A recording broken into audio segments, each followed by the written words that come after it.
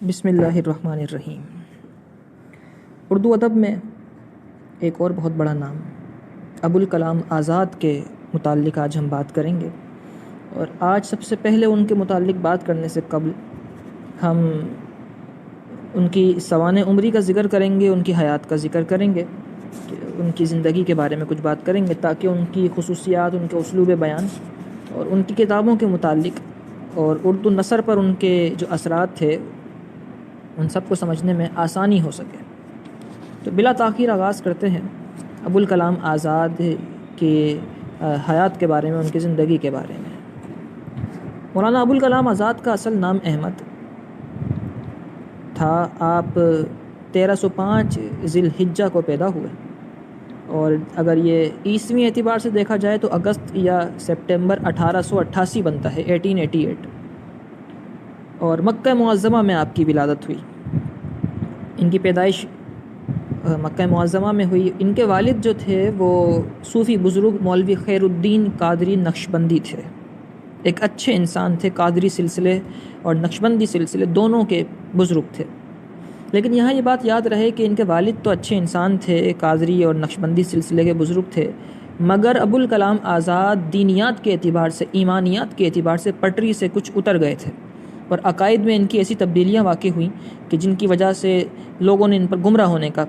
فتویٰ اور حکم لگایا، اور یہ صحیح بھی تھا کیونکہ ان کے عقائد میں بہت زیادہ خرابیاں پیدا ہو گئی تھیں، جبکہ ان کے والد خود ایک بڑے اچھے انسان تھے۔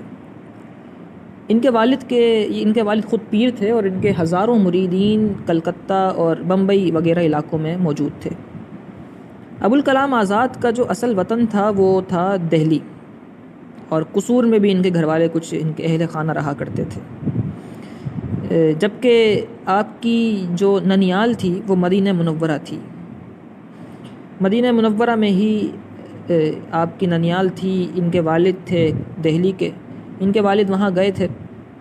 اور ان کی والد ننیال میں موجود تھیں، اور پھر حج اور دیگر عمرے کے لیے مکہ معظمہ میں موجود تھے، تو ان کی ولادت وہاں پر ہو گئی۔ ابوالکلام آزاد کو اپنے گھر پر ہی تعلیم حاصل ہوئی، اور عربی جو ہے وہ قریب قریب ان کی مادری زبان تھی کیونکہ والدہ مدینہ منورہ سے آئی تھیں، اور اردو والد سے وراثتاً ملی تھی کیونکہ والد ان کے دہلی کے تھے، تو دہلی کی تو اردو مشہور تھی، دہلی تو خود ایک دبستان ہے مکمل۔ تو ان دونوں زبانوں میں کمال حاصل تھا آپ کو، اور جس کو اردو اور عربی میں کمال حاصل ہو اس کے لیے فارسی زبان مشکل نہیں رہتی، لہٰذا کچھ محنت کے بعد آپ نے فارسی بھی سیکھی، اور اردو، عربی اور فارسی کے بہت اچھے جاننے والے، اور یوں بولا کرتے تھے تینوں زبانیں جیسا کہ یہ تینوں زبانیں ان کی اپنی ہی ہوں۔ یہ ایک دلچسپ حقیقت ہے کہ سب سے پہلے انہوں نے شاعری کی طرف توجہ کی، اور اپنا جو تخلص ہے وہ آزاد تخلص اپنایا، بڑا انوکھا سا تخلص تھا۔ اور یہ بات یاد رہے کہ اس زمانے کے اندر شعراء انوکھے تخلص اپنایا کرتے تھے۔ آج بھی شعراء کی عادت ہے کہ ایسا تخلص اپناتے ہیں کہ جس کو دیکھ کر ہی ان کی پہچان بن جائے، جیسے مرزا اسد اللہ خان نے تخلص بنایا اپنا غالب،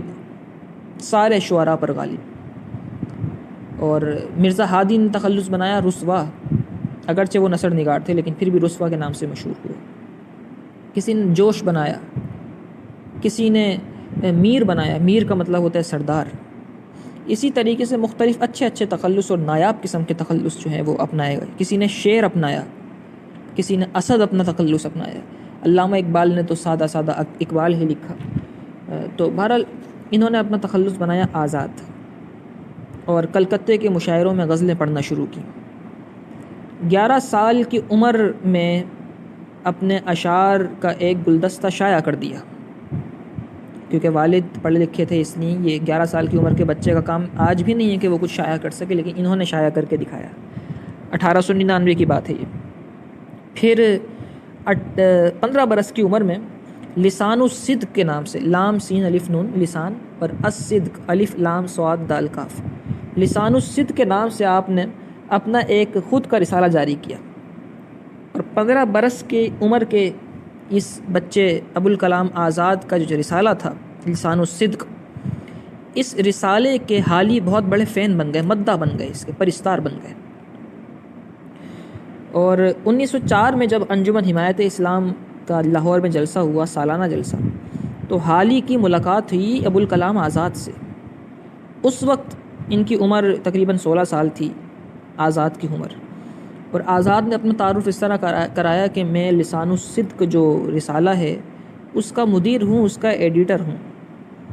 جب یہ اس طرح تعارف آزاد نے حالی کو اپنا پیش کیا تو حالی حیران ہو گئے، ان کو یقین نہیں آتا تھا کہ 16 سال کا بچہ اتنا خوبصورت رسالے کا ایڈیٹر اور مدیر ہو سکتا ہے۔ اور پھر ایک بڑا ہی دلچسپ واقعہ ہے ابوالکلام آزاد کے متعلق۔ ایک مرتبہ ابوالکلام آزاد جو کہ لسان الصدق کے ایڈیٹر تھے، چھوٹی سی عمر تھی، شبلی سے ملاقات ہوئی ان کی۔ تو شبلی نے جب آزاد کو دیکھا تو کہا کہ تم کون ہو؟ آزاد نے کہا کہ میں لسان الصدق کا ایڈیٹر ابوالکلام آزاد ہوں۔ تو شبلی نے کہا بیٹا تم آزاد نہیں ہو، تم ابوالکلام آزاد کے بیٹے ہو گئے۔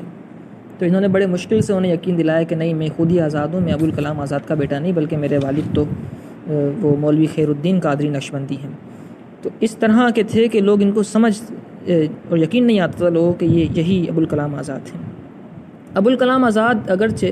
صوفی خاندان سے وابستہ تھے اور خانقاہی نظام سے وابستہ تھے، مگر آپ نے ان سے ہٹ کے اپنا ایک نیا طریقہ نکالا۔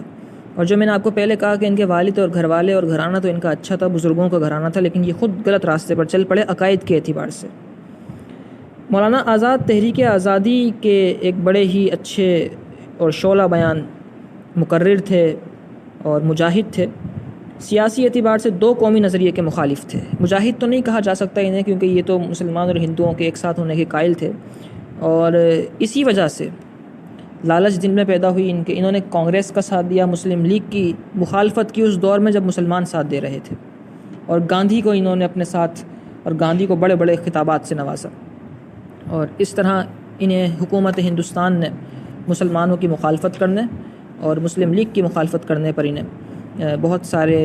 انعام اور اکرام سے بھی نوازا، اور ساتھ میں انہیں بہت سارے منصب بھی دیے بڑے بڑے۔ یہاں کچھ باتیں ان کی ادبی خدمات کے اعتبار سے بھی میں کرتا چلوں، پھر اس کے بعد ان کے اسلوب بیان پر روشنی ڈالیں گے۔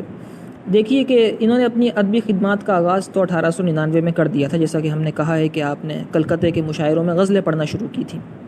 پھر اس کے بعد اپنا شعری مجموعہ چھاپا، اور 15 سال کی عمر میں لسان الصدق کے نام سے اپنا رسالہ جاری کر دیا۔ اور اس سے پہلے لسان الصدق کو چلانے سے پہلے، اس کا آغاز کرنے سے پہلے ہی آپ مشہور ادبی رسالہ تھا مخزن، جس کی ہم پہلے بھی بات کر چکے ہیں اپنے لیکچرز کے اندر۔ اس مخزن نامی رسالے کے اندر آپ کے مضامین چھپا کرتے تھے۔ پھر 1905 میں ابوالکلام آزاد کی ملاقات شبلی سے ہوئی، اور یہ ملاقات تاریخی ثابت ہوئی، کیونکہ شبلی نے آزاد کے سیاسی اور اجتماعی اعتقادات پر بڑا گہرا اثر ڈالا۔ اور 1905 سے مارچ 1906 تک مولانا آزاد الندوہ کا جو ندوۃ الہند تھا، ندوہ جو تھا اس وہاں سے نکلتا تھا ایک رسالہ الندوہ کے نام سے، اس کے مدیر رہے، اس کی ادارت آپ نے سنبھالی۔ پھر اس کے بعد آپ امرتسر چلے گئے۔ ہم نے پہلے بتایا کہ امرتسر کے جو جلیبیاں ہوتی ہیں اور جو امرتیاں ہوتی ہیں امرتسر کی بڑی مشہور ہیں، وہاں چلے گئے آپ، اور تقریباً وہاں ایک مشہور اخبار نکلتا تھا وکیل کے نام سے، اس مشہور اخبار کے آپ مدیر رہے، اس کی ادارت آپ نے سنبھالی۔ اور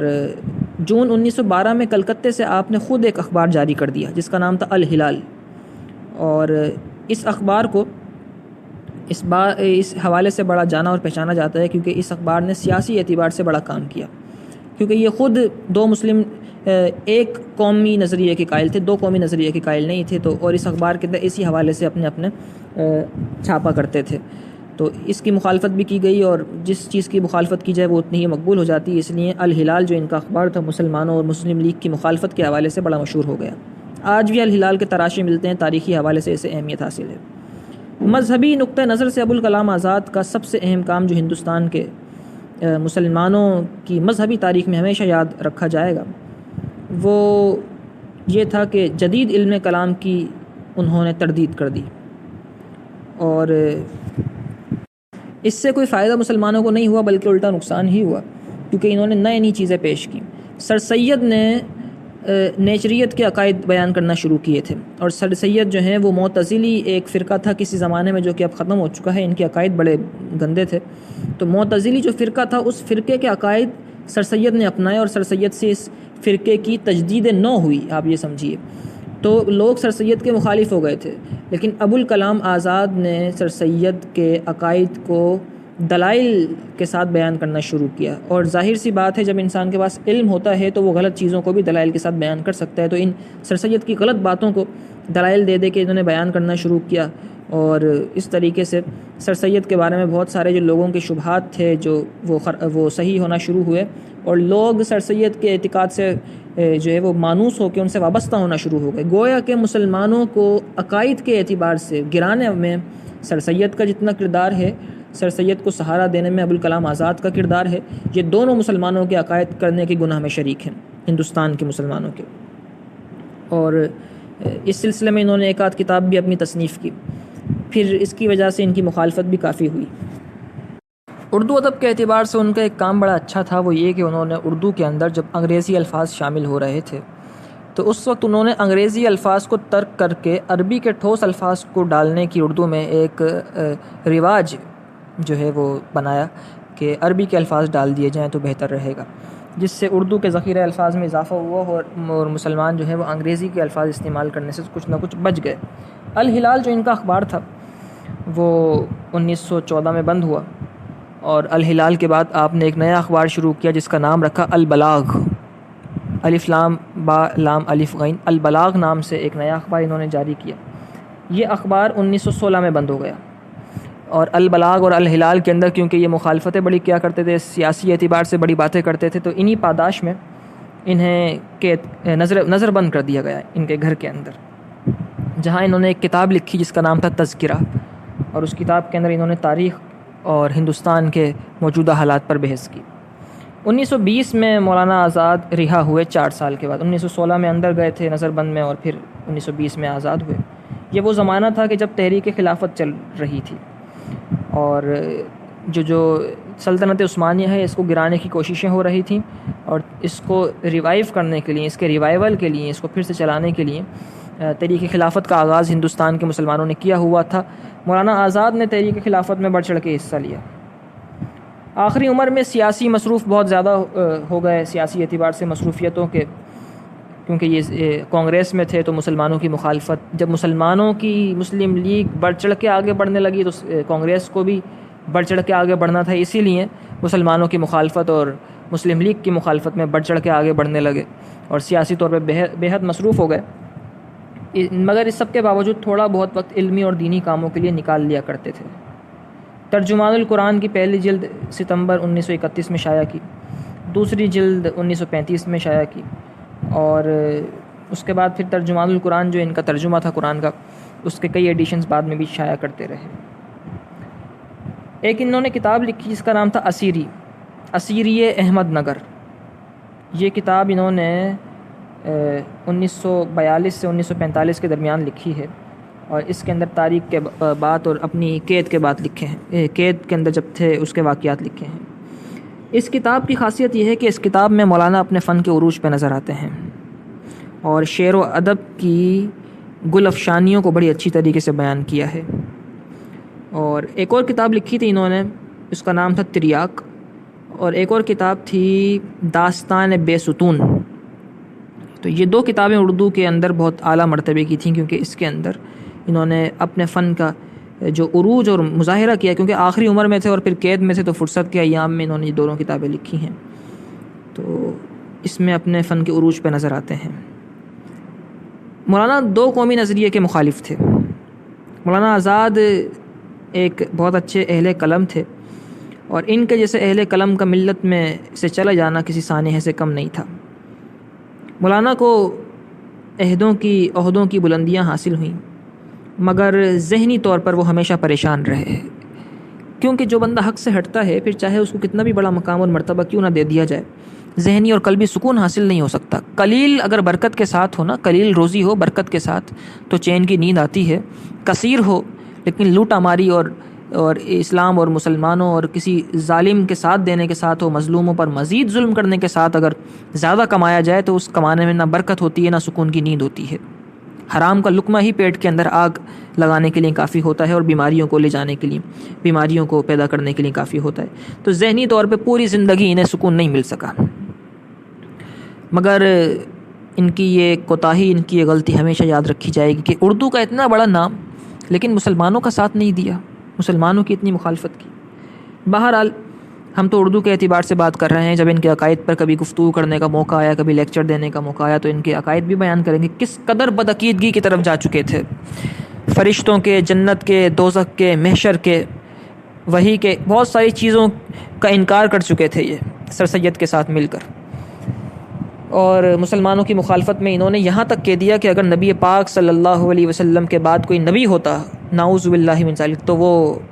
گاندھی ہوتا، استغفر اللہ العظیم۔ اتنی بڑی بڑی باتیں تک کہیں انہوں نے، لیکن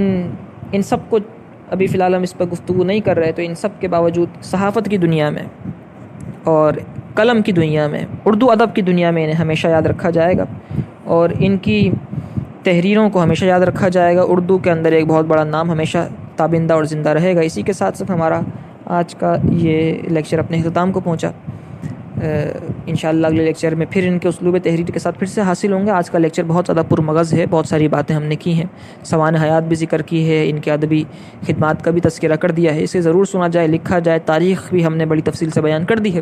آج کا لیکچر انہی باتوں پر اختتام ہوا۔ انشاءاللہ ایک اور نئے اچھے سے لیکچر کے ساتھ اور بڑے ہی علمی اور ادبی لیکچر کے ساتھ پھر سے ملاقات